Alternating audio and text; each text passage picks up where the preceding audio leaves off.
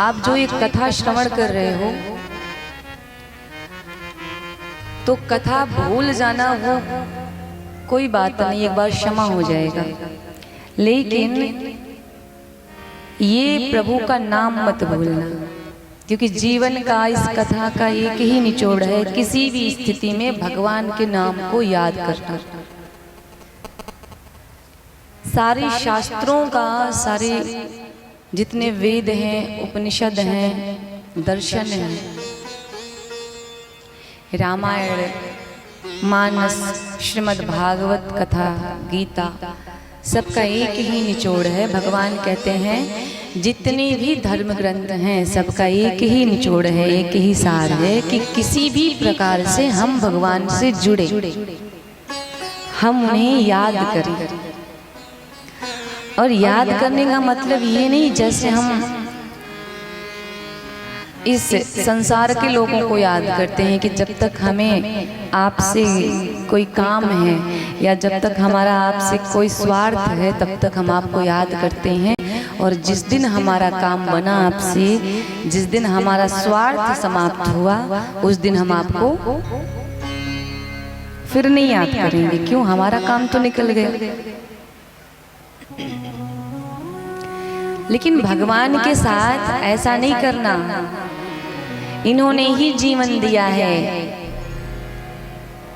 यही हमारे जीवन के आधार हैं प्रभु। तो भगवान से किसी भी प्रकार से जुड़ा जाए ऐसा प्रयास करें। एक जीवन तो माता प्रदान करती है अपने बालक को जब वो जन्म देती है,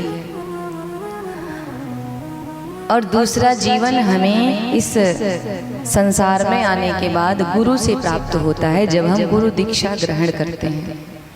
कहते हैं ना कि बेटियां जब जन्म लेती हैं तो माता पिता, बहुत सारे ऐसे माता पिता हैं जिनको बड़ा कष्ट हो जाता है, अरे बेटा क्यों नहीं हुआ, है ना, बेटा होना चाहिए था, 2 बेटियां तो पहले से थी, एक और क्यों आ गई। या जब बहू गर्भ से होती है तो एक ही विचार रहता है, भाई बेटा होगा, पहला तो बेटा ही होना चाहिए। एक बार सबका दिमाग जाता है कि नहीं? बहुत कम लोग हैं जो चाहते हैं कि मेरे घर में बिटिया हो, है कि नहीं? अब हम कहते हैं भाई हम तो साक्षर हो गए, हम तो बदल गए। महाराज कहाँ बदले, सोच तो आज भी आपकी वही है कि भाई पहली संतान तो बेटा ही होना चाहिए। कहीं बेटी हो गई तो बड़ा कष्ट, क्या पैदा हुआ, अरे बिटिया हो गई। तो महाराज बेटा जो होता है वो तो एक ही कुल का तरन तारण करता है, लेकिन अगर बेटी आपकी, आपने अच्छे संस्कार अपनी बेटी को दे दिया, योग्य बना दिया, तो बेटी एक नहीं एक साथ 2-2 कुलों का तरन तारण करती है, पिता पक्ष का भी और ससुराल पक्ष का भी। हमारी क्या सोच है कि हमारे पास जब जरा सा धन होता है तो फिर हम भक्ति की तरफ नहीं बढ़ते, हम पार्टियों की तरफ ज़्यादा बढ़ते हैं। होटलों में जाते हैं, 1-2 कमरे बुक करते हैं और बढ़िया जम के पार्टी होती है।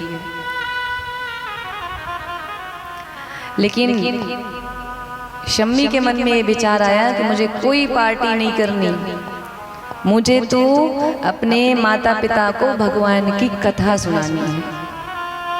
और माता पिता के साथ साथ जितने भी भगत यहाँ बैठे हैं, वीरगंज के जितने नात रिश्तेदार हैं, सबको मुझे कथा श्रवण करानी है। तो इस कथा से केवल अग्रवाल परिवार को ही पुण्य नहीं प्राप्त हो रहा है, हम सब जितने लोग बैठे हैं हम सबको पुण्य प्राप्त हो रहा है।